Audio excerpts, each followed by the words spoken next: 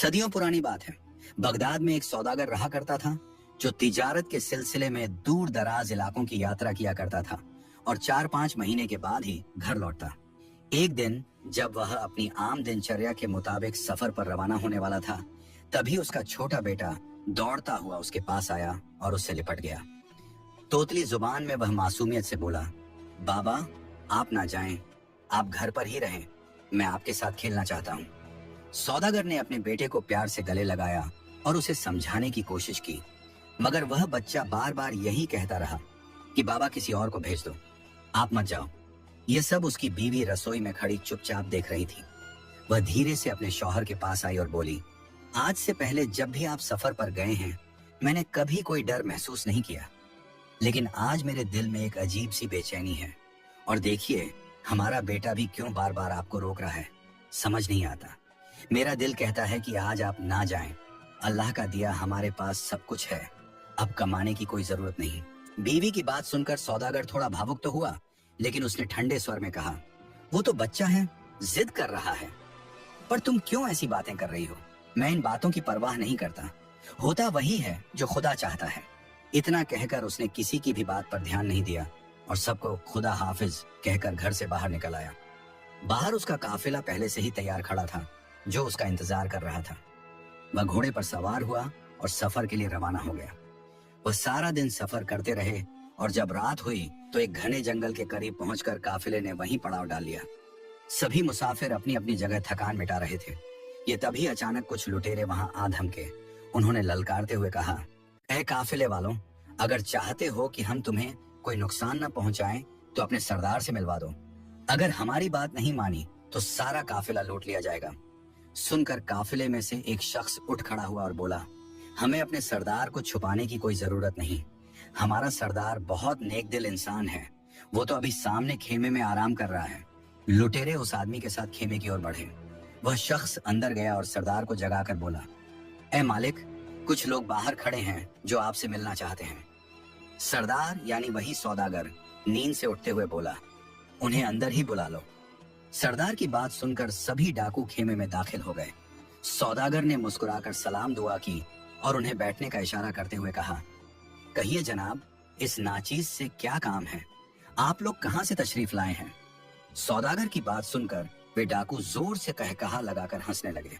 उनमें से एक ने मजाकिया अंदाज में कहा, जनाब आपको क्या, हमें कोई भी नहीं जानता, क्योंकि हमारा काम ही कुछ ऐसा है। सौदागर ने उनके हाव भाव से अंदाजा लगाया कि ये लोग बेहद खतरनाक हैं। उसने मन ही मन सोचा, अगर एक भी बात गलत हुई तो सब कुछ तबाह हो सकता है। लेकिन चेहरा संभालते हुए बनावटी मुस्कुराहट के साथ वह बोला, मैं कुछ समझा नहीं, आप किस तरह का कारोबार करते हैं? साफ साफ बताएं कि आपका कारोबार क्या है। अगर वह उनमें से एक डाकू उठ खड़ा हुआ और दृढ़ स्वर में बोला, ऐ सौदागर, साफ साफ बात यह है कि हम लुटेरे हैं। जब भी कोई काफिला इस जंगल से गुजरता है, हम पहले उसके सरदार से मुलाकात करते हैं और अपनी जरूरतें उसके सामने रखते हैं। हमारी मांग मान ले और हमें माकूल रकम दे दे तो हम उसके काफिले को कोई नुकसान नहीं पहुंचाते। जरूरत का सामान लेकर चुपचाप निकल जाते हैं। लेकिन अगर कोई इनकार करे तो हम उसका काफिला बेरहमी से लूट लेते हैं। उसने आगे कहा, आज हम अपने उसी मामूल के मुताबिक तुम्हारे पास आए हैं। अगर तुम हमें उचित रकम अदा कर दो तो तुम रात यहाँ सुकून से बिता सकते हो। एलुटेरों की यह मांग सुनकर सौदागर कुछ पल के लिए परेशान हो गया। फिर ठहर कर गंभीरता से बोला, देखो, मैं इतना बुजदिल नहीं हूँ कि तुमसे डर जाऊं। न मेरे पास कोई हराम की कमाई है और न ही मेरे साथियों के पास कोई फालतू दौलत है जो तुम्हारे हवाले कर दी जाए।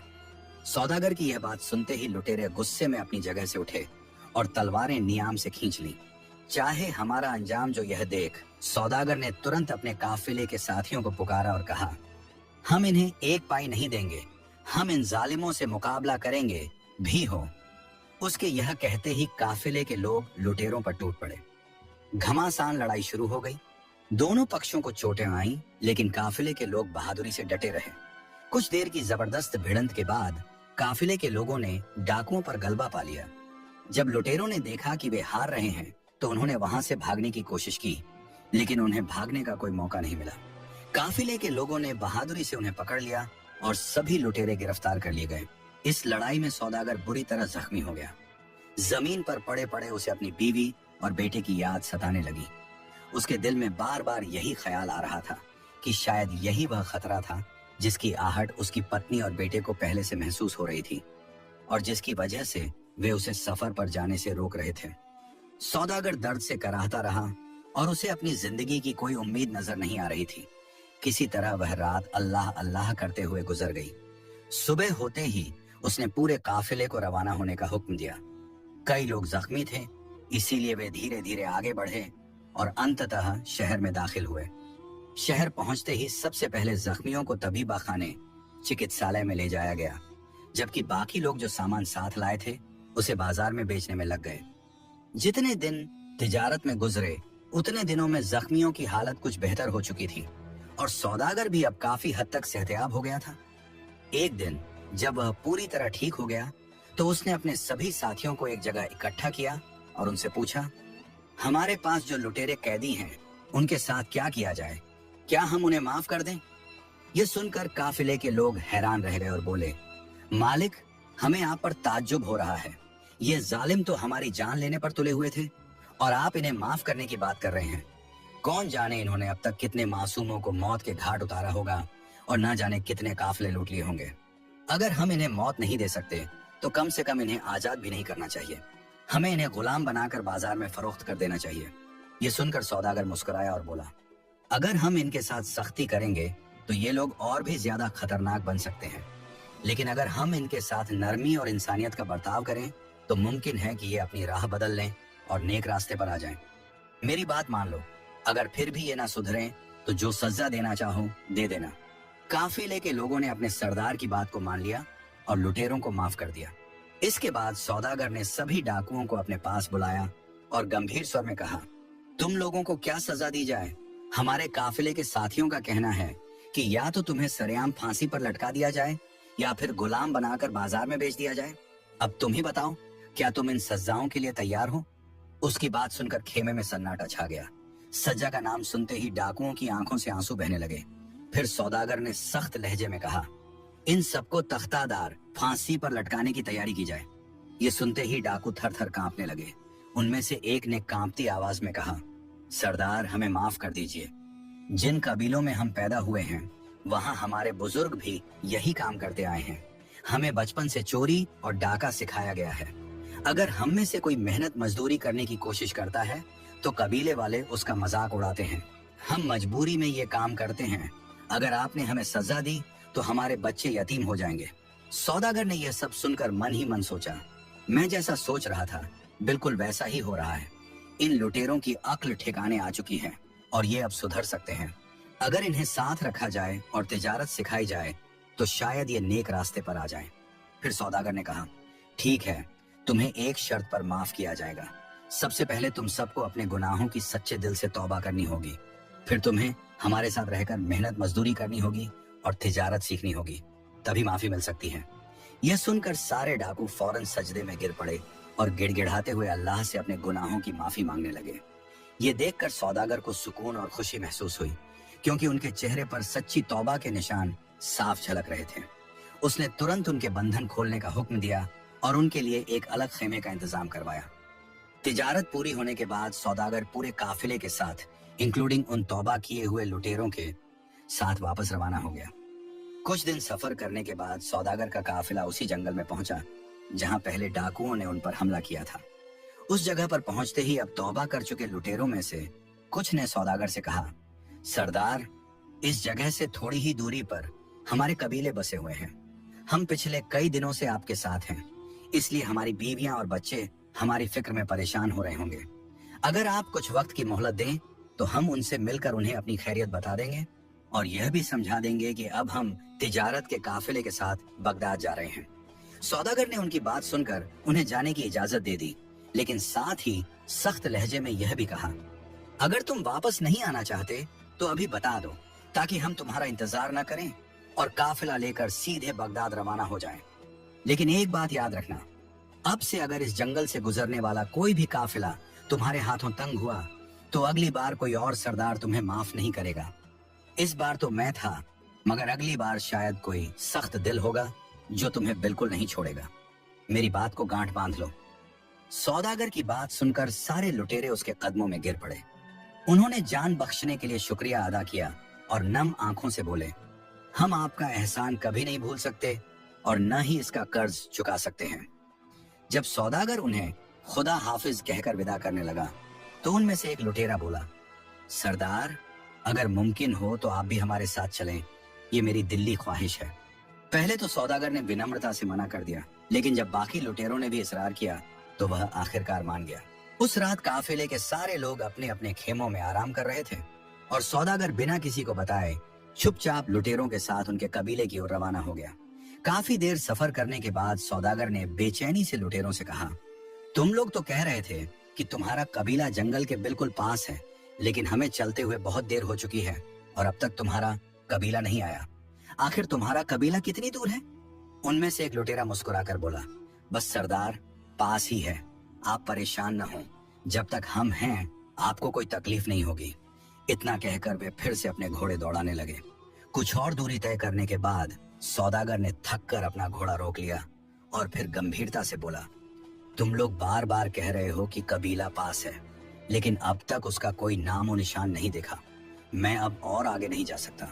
मैं अपने साथियों को बताए बगैर तुम्हारे साथ चला आया हूँ। मैं यहाँ इस जंगल में बेयारो मददगार मरना पसंद नहीं करूंगा। तुम लोग अब आजाद हो, चाहे तो हमारे साथ वापस चलो, लेकिन मैं अब वापस लौट रहा हूँ। यह कहकर सौदागर मुड़ने ही वाला था कि अचानक वे सभी लुटेरे उसे घेर लेते हैं। उनके तेवर अब पूरी तरह बदल चुके थे। उनमें से एक ने तल्ख लहजे में कहा, डाकुओं की बस्ती में आकर तुम बचकर कैसे जा सकते हो? तुम्हें हमारे साथ चलना ही होगा, वरना हम यहीं तुम्हें मौत के घाट उतार देंगे। सौदागर को अपने फैसले पर गहरा अफसोस होने लगा। उसने सोचा कि उसने किन लोगों पर एतबार कर लिया, जिन पर भरोसा करना ही सबसे बड़ी भूल थी। उनकी तादाद ज्यादा थी और सौदागर अकेला। एक लुटेरा ठहाका लगाते हुए बोला, क्या सोच रहे हो सरदार? कल तक हम तुम्हारे कैदी थे और आज तुम हमारे कैदी हो। तुमने हमारे साथ जो नेकी की थी उसका सिला तुम्हें ऊपर जाकर मिलेगा। सौदागर को यह सब सुनकर गहरा दुख हुआ। उसने एक ठंडी आह भरी और मायूसी से बोला, तुम लोग फिरौन सिफत इंसान हो, तुम्हें कोई भी राह रास्त पर नहीं ला सकता। लगता है तुम्हारे दिलों पर खुदा ने मोहर लगा दी है। मुझे अपने काफिले वालों की बात मान लेनी चाहिए थी। वह अभी अपनी बात पूरी भी नहीं कर पाया था कि अचानक एक लुटेरा आगे बढ़ा और सौदागर के मुंह पर जोरदार थप्पड़ मारते हुए बोला, अगर इसके आगे एक भी लफ्ज कहा तो तुम्हारी जबान खींच लेंगे। इसके बाद उन्होंने सौदागर को एक पुराने बरगद के पेड़ के नीचे रस्सियों से कसकर बांध दिया और वापस उसी जंगल की ओर रवाना हो गए जहां काफिले के लोग आराम कर रहे थे। जैसे ही वे जंगल में पहुंचे, उन्होंने सोए हुए काफिले पर अचानक हमला कर दिया। काफिले के लोग बेखबर थे, उन्हें किसी भी तरह के खतरे की उम्मीद नहीं थी। हमले की तेजी और अचानकपन से वे घबरा गए और अपना बचाव तक नहीं कर सके। लुटेरों ने सबको बांध दिया और काफिले का सारा माल लूट कर वहां से निकल गए। इसी दौरान काफिले का एक आदमी जो पानी की तलाश में बाहर गया हुआ था, जब लौट कर आया तो उसने देखा कि उसके तमाम साथी बंधे पड़े हैं। यह देखकर वह डर गया, मगर हिम्मत कर वह उनके पास गया और एक एक करके सभी को खोलने लगा। सभी लोग दुखी और मायूस थे। उनमें से एक बोला, चलो सरदार के खेमे की तरफ, उसकी खैरियत भी मालूम करनी चाहिए। जब वे सौदागर के खेमे के पास पहुंचे तो खेमे को खाली देखकर उनका गुस्सा भड़क उठा। वे आपस में कहने लगे, लगता है हमारा सरदार भी लुटेरों से जा मिला है। शायद इसलिए उसने उन्हें माफ करने की जिद की थी। अब वो हमारे लूटे हुए माल में से अपना हिस्सा ले रहा होगा। अगर ऐसा नहीं होता तो वह भी यहीं हमारे साथ बंधा हुआ होता। किसी को यह मालूम नहीं था कि सौदागर दरअसल कहाँ है। उन्होंने उसे ढूंढने की भी कोशिश नहीं की और मायूसी गुस्से के साथ भूखे प्यासे पैदल ही बगदाद की ओर रवाना हो गए। बगदाद पहुंचकर काफिले के लोगों ने काजी की अदालत में अपने ही सरदार के खिलाफ मुकदमा दर्ज करवा दिया। काजी पहले तो हैरान रह गया कि यह कैसा मामला है, लेकिन जब उसने देखा कि पूरा का पूरा काफिला एक ही आवाज में अपने सरदार के खिलाफ गवाही दे रहा है, तो वह भी सोच में पड़ गया। उसने सोचा कि अगर यह बात झूठी होती तो कुछ गिने चुने लोग ही शिकायत लेकर आते, मगर यहाँ तो सब एक जैसे बयान दे रहे हैं। मुमकिन है कि सौदागर ने लुटेरों से मिलकर काफिले को लूटने की साजिश रची हो। इसी शक और एक तरफा गवाही के आधार पर काजी ने बिना सौदागर का इंतजार किए फैसला सुना दिया। सौदागर की तमाम जायदाद और माल को नीलाम करवा दिया गया और उसे काफिले के लोगों में बांट दिया गया। उसकी बीवी और बेटे को घर से निकाल दिया गया और वे दर बदर की ठोकरें खाने पर मजबूर हो गए। सौदागर की बीवी अपने बेटे को लेकर मजबूरी में अपने भाई अकबर के घर पहुंच गई। उसने भाई को सारी आपबीती सुनाई। अकबर ने बहन को तसल्ली दी और कहा, तुम फिक्र मत करो, मैं तुम्हारे शौहर को जरूर ढूंढ कर लाऊंगा। दूसरी ओर सौदागर अब भी उसी बरगद के पेड़ के नीचे बंधा हुआ था और भूख प्यास की हालत में बेहोश हो चुका था। उसी समय वहां से एक दूसरा काफिला गुजरा। जब उनके सरदार की नजर उस पेड़ के नीचे बंधे हुए इंसान पर पड़ी तो वे तुरंत नीचे उतरे और सौदागर को खोलकर अपने साथ ले गए। शहर पहुंचने के बाद वे सौदागर को गुलाम बनाकर बाजार में बेच आए। जिस सौदागर ने जीवन भर अमीरी और इज्जत की जिंदगी जी थी, वही अब एक गुलाम के तौर पर बिक गया था। मगर सौदागर ने हालात पर सब्र किया और कभी अपना नाम या पिछला परिचय किसी पर जाहिर नहीं किया। जिसने उसे खरीदा वह रोज उसे अपनी दुकान पर ले जाता और तमाम काम करवाता। इधर अकबर अपनी बहन के शौहर की तलाश में दरबदर भटकते हुए आखिरकार उसी शहर में आ पहुंचा, जहां अब सौदागर एक गुलाम की हैसियत से जी रहा था। वह दिन का वक्त था जब अकबर सौदागर की तलाश में घोड़े पर सवार होकर उस अनजान शहर की गलियों में भटक रहा था। अचानक सौदागर की नजर उस पर पड़ी। वह दुकान के बाहर काम में जुटा था, मगर जैसे ही उसने अकबर को देखा, फौरन आवाज दी। उसकी आवाज सुनकर अकबर चौंक गया और तुरंत उसकी ओर बढ़ा। सौदागर का मालिक यह सब देखकर हैरान रह गया। वह सोचने लगा, ये गुलाम तो आज तक किसी से बात नहीं करता था, आज यह अचानक कैसे बोल पड़ा। मालिक ने दोनों को अपने पास बुलाया और सख्ती से पूछा, तुम दोनों एक दूसरे को कैसे जानते हो? सौदागर पहले तो बात को टालने लगा, लेकिन जब अकबर ने आगे बढ़कर सारा माजरा सुनाया और बताया कि यह उसका बहनोई है जो एक इज्जतदार सौदागर था और हालात की मार से गुलाम बना बैठा है, तब सौदागर ने भी चुप्पी तोड़ी। उसने अपनी पूरी कहानी कह सुनाई। कैसे उसने लुटेरों को माफ किया, कैसे उसे धोखा दिया गया और कैसे वह फंस गया। सौदागर की आप बीती सुनकर उसके मालिक के दिल में रहम आ गया। उसने इंसानियत दिखाते हुए अकबर और सौदागर को साथ लिया और काजी की अदालत पहुंच गया। वहां जाकर उसने खुद काजी को सारी बात विस्तार से बताई। यह सब सुनकर काजी को भी सौदागर की हालत पर अफसोस हुआ। उसने तुरंत अपने सिपाहियों को हुक्म दिया, जाओ उन लुटेरों को पकड़ कर लाओ, मगर मेरे पास नहीं, उन्हें बगदाद के काजी के सामने पेश करो। मुमकिन है कि वहां के लोग इस बेगुनाह को गलत समझ बैठे हों। वहां जाकर ही सच्चाई सामने आएगी।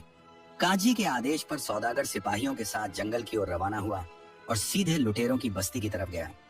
दिन का समय था, लुटेरे अपने घरों में आराम कर रहे थे। सिपाहियों ने बड़ी होशियारी और सतर्कता से एक एक करके सभी लुटेरों को पकड़ लिया और उन्हें बगदाद ले जाकर काजी के सामने पेश कर दिया। बगदाद की अदालत में सौदागर ने अपनी सफाई पेश की और पूरे घटनाक्रम को विस्तार से बताया। वहीं लुटेरों ने भी अपने गुनाह को कबूल कर लिया। अदालत में बैठे लोगों को जब पूरी सच्चाई मालूम हुई तो सभी को सौदागर के साथ हुई नाइंसाफी का एहसास हुआ। काजी को जब पूरी सच्चाई का पता चला और यह समझ आया कि उसने बिना सौदागर की बात सुने फैसला सुनाया था, तो उसे अपने किए गए फैसले पर गहरी शर्मिंदगी हुई। वह अदालत में ही सौदागर से माफी मांगते हुए बोला, मुझे अफसोस है कि मैंने तुम्हारी गैर हाजिरी में तुम्हारे खिलाफ इतना बड़ा फैसला सुना दिया। इसके बाद काजी ने लुटेरों की बेरहमी और धोखेबाजी को देखते हुए उन्हें मौत की सजा सुनाई और हुक्म दिया कि सौदागर को जो भी नुकसान हुआ है उसकी भरपाई शाही खजाने से की जाए। जल्द ही सौदागर को उसकी सारी जायदाद, माल और सम्मान लौटा दिया गया। लेकिन इस बार वह केवल अपने काफिले का सरदार नहीं रहा, वह पूरे बगदाद में ईमानदारी, सब्र और इंसानियत की मिसाल बन चुका था। उसकी हिम्मत, सूझबूझ और भलाई की चर्चा बगदाद के हर गली कूचे में होने लगी। लोग उसे न सिर्फ एक ताजिर के रूप में जानते थे, बल्कि एक नेक दिल और सच्चे इंसान के रूप में भी मानने लगे। वह अपने कबीले के लोगों के बीच नायक की तरह लौट आया, सुरखरू, सम्मानित और पहले से कहीं ज्यादा इज्जतदार। ये कहानी आपको कैसी लगी कमेंट करके अपनी राय जरूर दें। उम्मीद है ये कहानी आपको बहुत पसंद आई होगी। यदि वीडियो पसंद आई हो तो वीडियो को लाइक और चैनल को सब्सक्राइब जरूर करना।